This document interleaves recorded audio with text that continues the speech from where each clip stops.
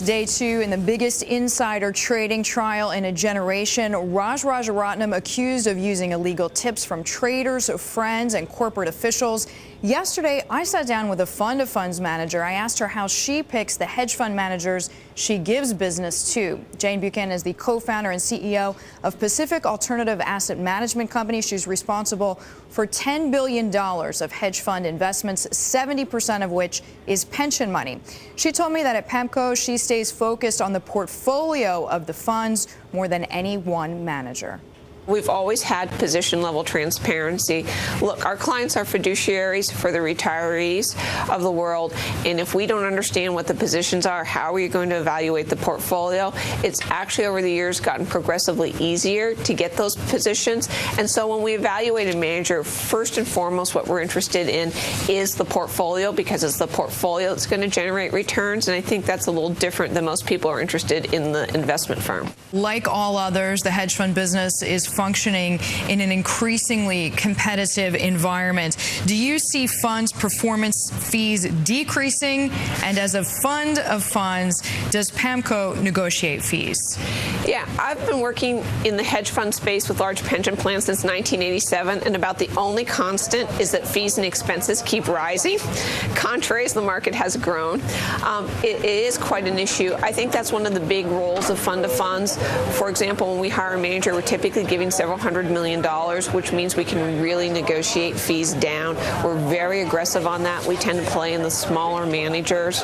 In fact, most of our big pension plans tell us that using us to access the smaller managers is much more cost effective than doing it themselves. So you are, in fact, able to offer some added value to your clients? Oh, yes, a fair amount of added value. Also, in terms of custody and control of the assets, approximately 2/3 of our assets are in an environment where we can watch what is going on, and the manager can't take direct control without our permission. How do you see the usage of expert networks? I mean, what kind of a threat does this pose to the hedge fund community, and what kind of a threat does it pose to the fund of funds community?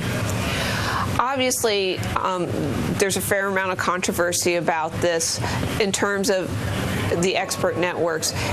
There were some traditional firms that also, I know, have been subpoenaed under this.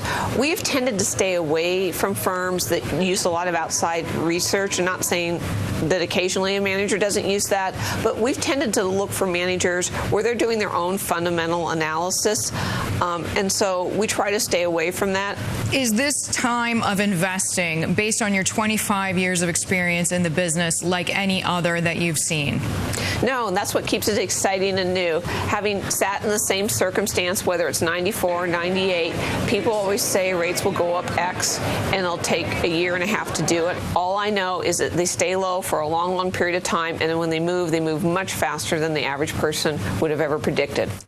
Jane says the correction in the bond market will probably be bigger than people expect, and those who have significant bond holdings should consider how their assets will perform as rates move higher.